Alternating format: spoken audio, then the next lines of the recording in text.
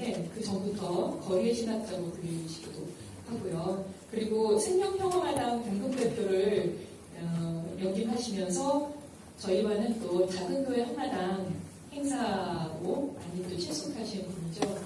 오늘 말씀을 전해주실 텐데요. 오늘 제목은 역지사지의 신비, 호모 엠파티피쿠스가 되리라. 맞죠?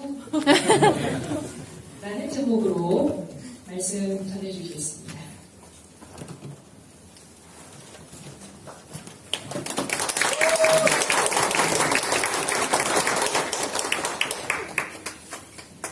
이명희 집사님하고는 CBS 방송에서 대담을 했는데 돈을 갖고 들으니까 여기가 CBS 방송국인지 아니면 교회인지 잘 모를 정도였습니다.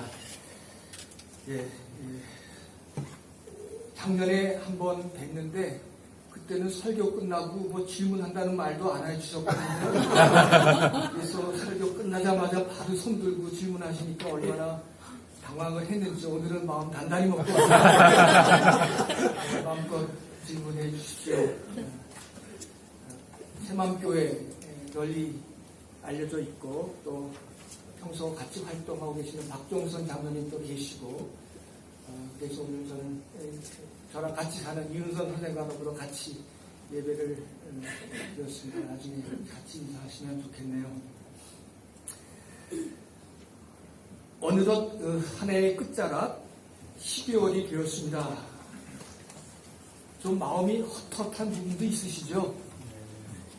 힘차게 이런 생각이 듭니다. 힘차게 달려와서 산 정상에 올라서서 내가 걸어왔던 그 골짜기들을 이렇게 가까이 느끼면서 살펴보는 아마 그러한 심정이 이 12월을 맞는 그런 마음이 아닐까 싶습니다. 그렇지만 이 시기에 성탄절을 기릴 수 있다는 것은 저희 교인들에게는 기쁨이요 축복입니다. 한 해의 끝에서 새 아기의 출생을 생각하며 우리는 새로운 시작을 꿈꿀 수 있기 때문입니다. 그렇기에 12월은 기독교 신앙을 지닌 우리에게는 끝이 아니라 새로운 출발의 절기이기도 합니다. 이 경우 새로운 출발은 한 개인만이 아니라 세상, 우리 시대를 전혀 달리 희망하는 일이기도 하겠습니다.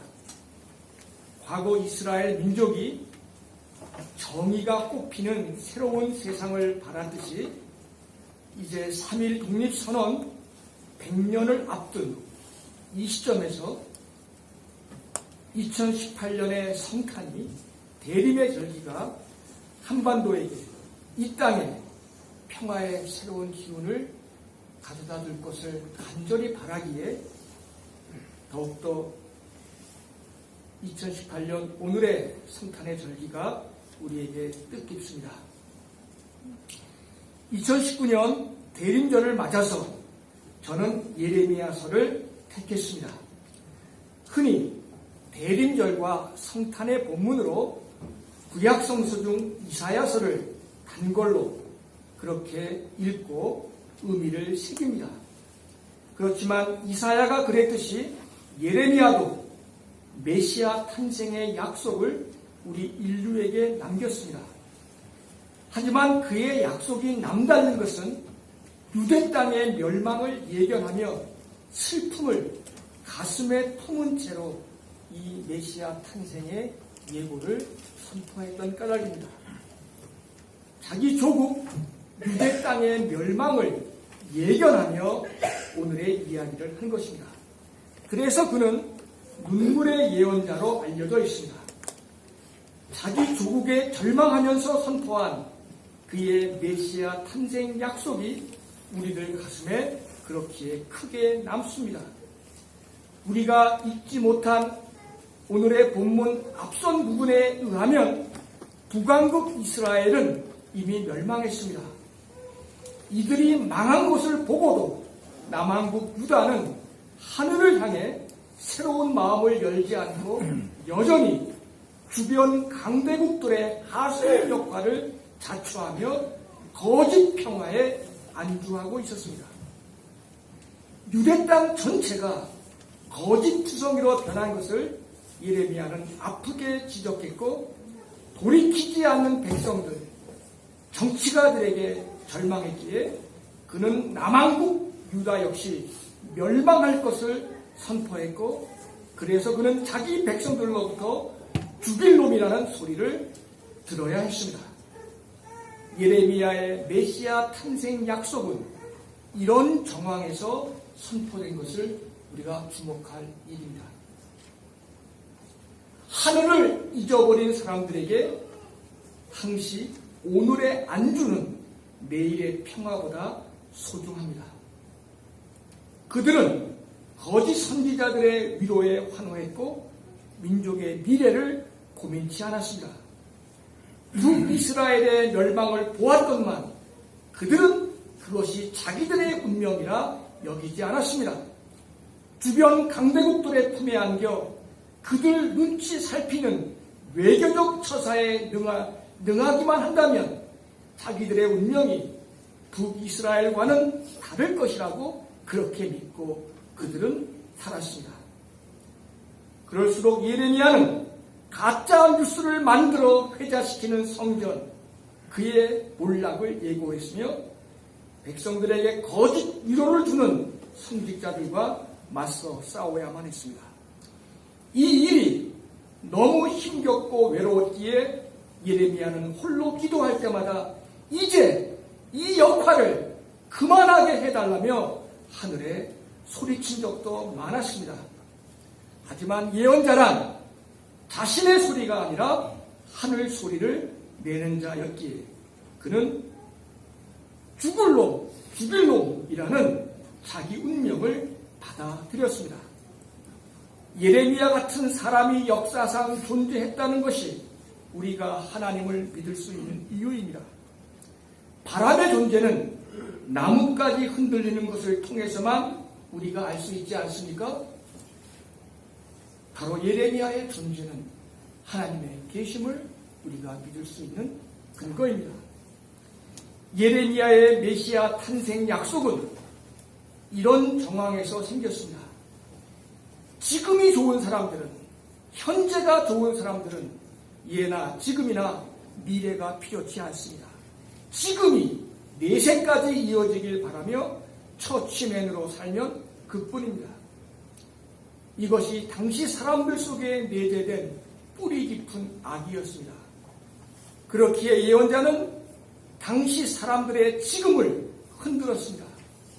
종교와 정치가 짜고리로 거짓 삶을 지속시키는 것을 용납치 않았습니다.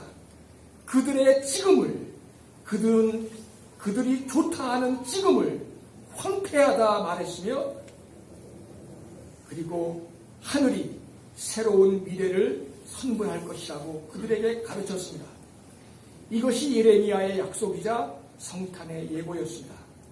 오늘 본문에 따르면 거짓된 지금을 사는 우리들의 죄책 고백과 평화의 왕이 도래한다는 이야기는 동전양면과도 같습니다. 거짓된 지금을 사는 우리들의 죄책 고백, 그것이 바로 평화의 왕이 도래하는 조건입니다. 메시아가 익은감 떨어지듯 도래하는 것이 아니란 말씀입니다. 그렇게 예레미야는 하늘을 향한 예배, 성전 제사보다도 인간의 돌이킴을, 여러분들 교회의 이름처럼 새 마음을 눈물로 호소했습니다. 예레미야의 약속 선포는 2019년을 맞는 이 땅의 현실을 그대로 비추는 거울이라 생각됩니다. 평화 기울이 넘쳐나는 오늘의 현실이지만 이 땅은 100년 전 서세 동점의 시기를 그대로 빼닮아 있습니다. 지금껏 우리는 원심력에 휘둘려 제대로 홀로 서는 국가가 되지 못했습니다. 저마다 북을 먹잇감 삼고자 미국과 중국 간의 치열한 싸움이 벌어지고 있습니다. 이런 현실에서 북이 핵으로 망하든 경제로 망하든 알 바 아니라 여기며 이곳 남쪽에서 자신들의 지금을 즐기는 이들이 적지 않습니다. 모두가 자신들의 안주 평안만을 관심하는 처치맨들이 이 땅의 교회를 가득 채우고 있습니다. 평당 37만원 땅이 370만원 되기를 기도하며 교회 생활을 하는 사람들입니다. 이런 사람들을 일컬어 우리는 졸부라 일컫습니다. 대형교회 성직자들은 이들을 축복했고 하늘이 이런 나라를 지킬 것이라 허튼 메시지를 전해왔습니다. 먹을 것, 잘 것 없어 사람들의 목숨이 헛되이 쓰러지는 곳곳의 현실에 마음을 쓰지 않으면서 말입니다. 결국 이들로 인해 남남 갈등이 한없이 깊어지고 있습니다. 이 땅에 만연된 어떤 갈등보다 계층 갈등이 단연코 우세합니다. 자본의 이익 확대를 위해 비정규직을 양산했고 가정에 있어야 할 어머니들을 일터로 내몰기까지 했습니다. 하지만 가난의 대물림이 그쳐지질 않습니다.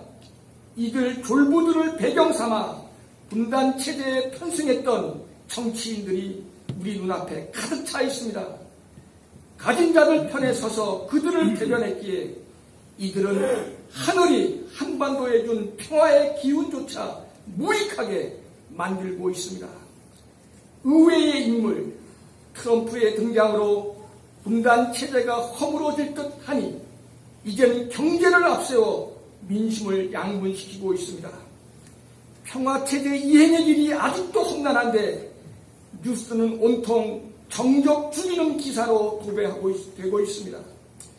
진실을 밝혀야 할 언론 역시 6천억을 60조로 둔갑시킨 분식회계 사건을 덮고자 혈안입니다. 이처럼 영혼을 빼앗긴 졸부들의 문화, 자신들 정치 생명을 우선시하는 소탐대실의 정치인들, 자신들 밥벌이를 위해 진실을 덮은 언론들, 그들을 축복하는 거짓 선지자들, 이들 탓에 이 땅은 예레미야 당시처럼 황폐해졌습니다. 이토록 땅이 폐허되고 있음에도 걱정하는 사람이 적으니 걱정입니다.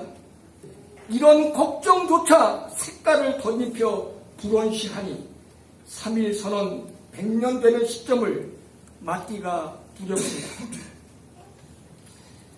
그럼에도 2019년 성탄을 맞이하며 3.1 선언 100주년의 해를 우리는 기다립니다. 누구도 예기치 못한 공감의 사회, 홀로 슬프거나 외롭지 않은 나라, 우는 자와 함께 울라 가르치며 그렇게 하는 교회를 간절히 소망합니다. 오늘의 기도처럼 말이죠.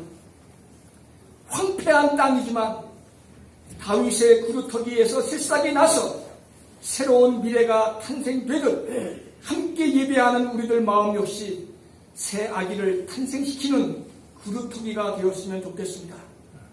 오늘 성서는 말라 비틀어진 나무 밑둥에서 새싹이 돋듯이 황폐한 인간 세상에 한 아기가 탄생할 것을, 한 싹이 탄생할 것을, 그래서 전혀 다른 세상을 만들 것이라 예언합니다.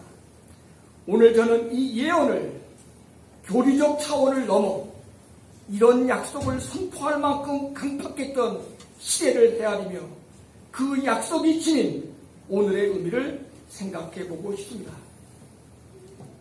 무엇보다 2019년을 눈앞에 둔 시점에서 제게 성탄은 역지사지의 신비를 가르치고 있습니다.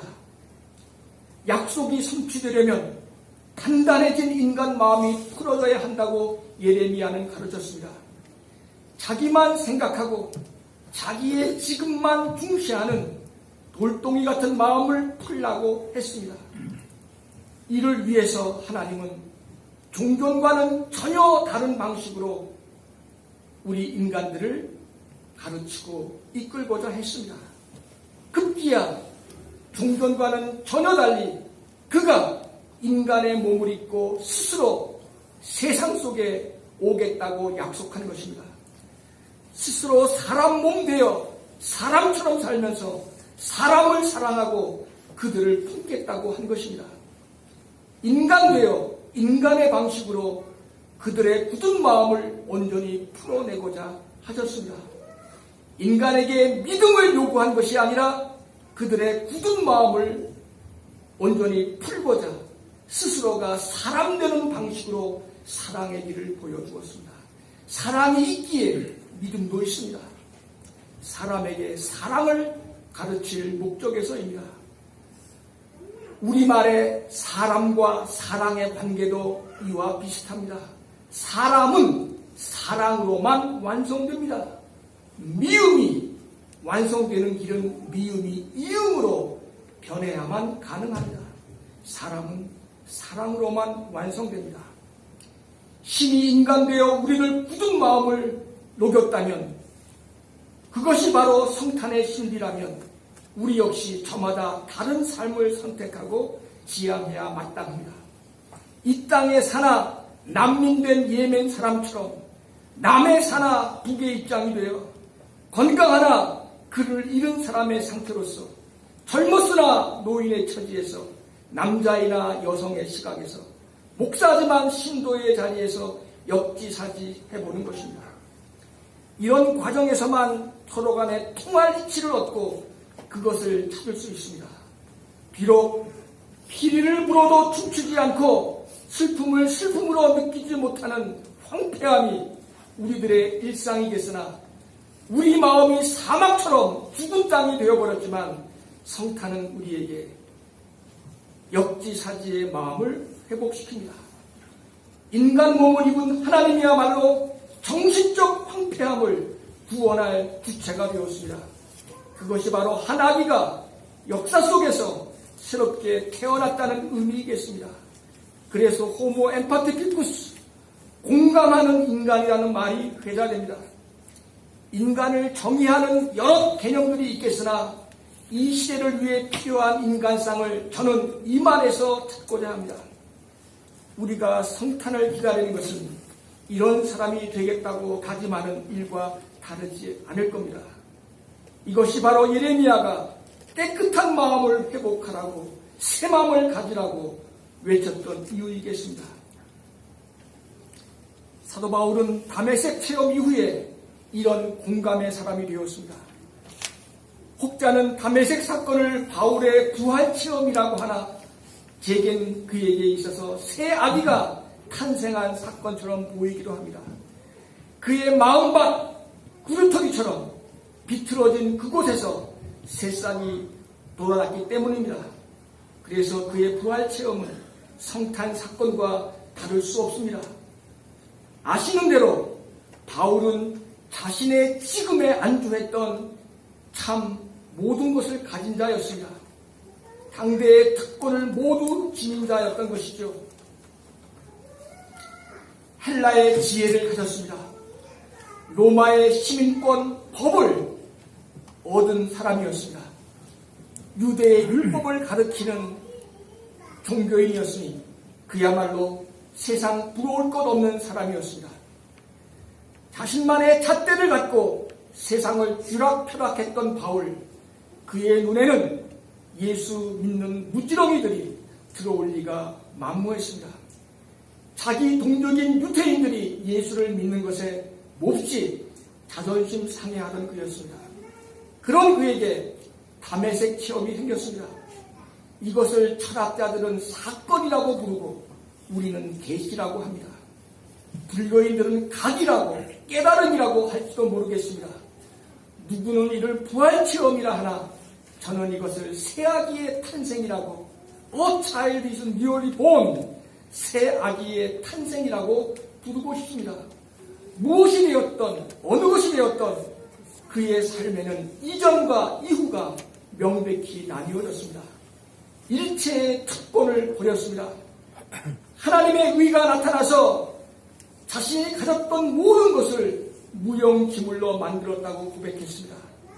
지금껏 자신이 지녔던 것은 세상 고통과 자기 자신을 단절시킨 감옥과도 같은 것이었다고 말했습니다.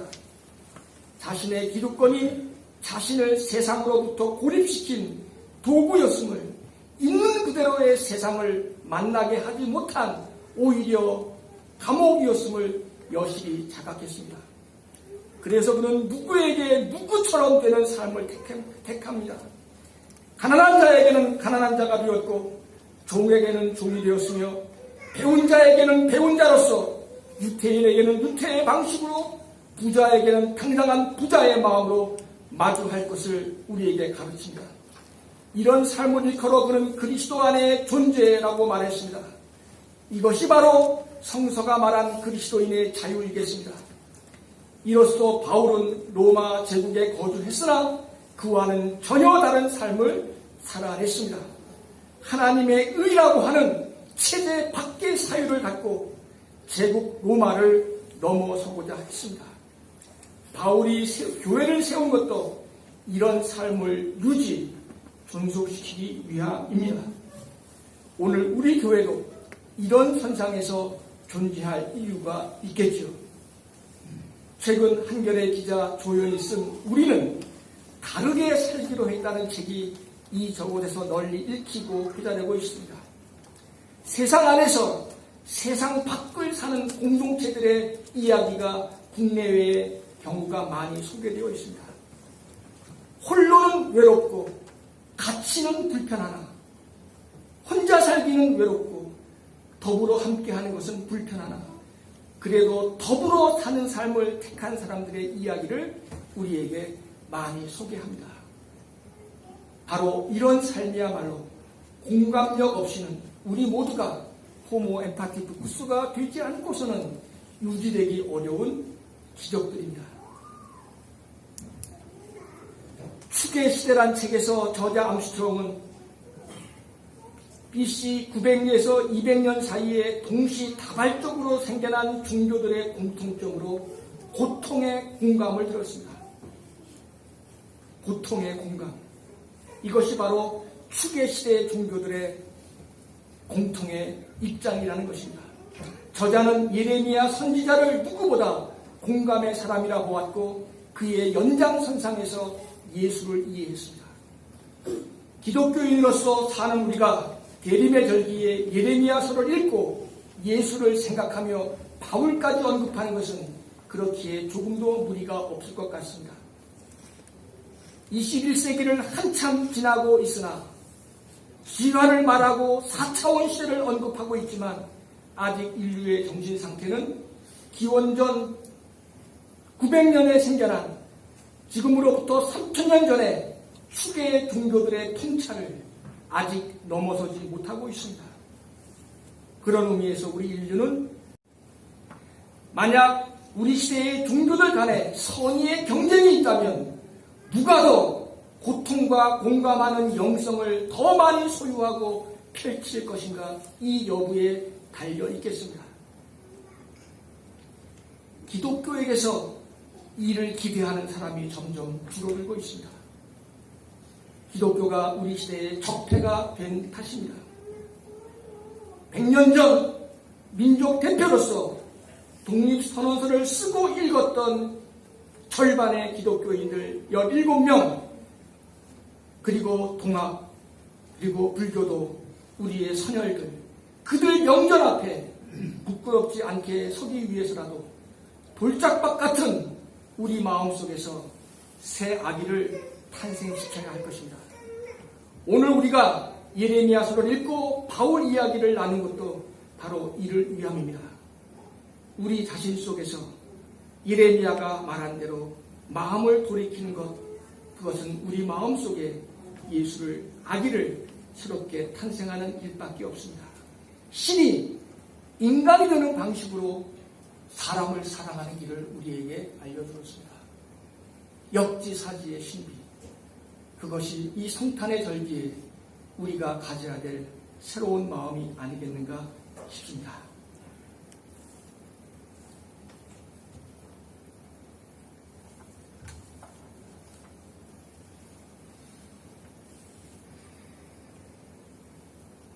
이제 질문을 기다려야 되는 건가요? 질문은 이따가.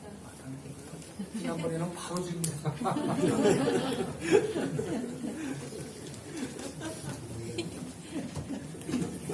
네, 말씀 감사합니다. 질문을 고대하고 계시는 줄. 네, 여러분의 여러 같은 질문 세례를 기대하겠습니다. 자, 함께 공동체를 위한 기도를 드릴 텐데요. 공동체를 위한 기도에 적혀 있는 네 가지를 우리 다 함께 읽고 잠시 묵상 기도를 드리겠습니다.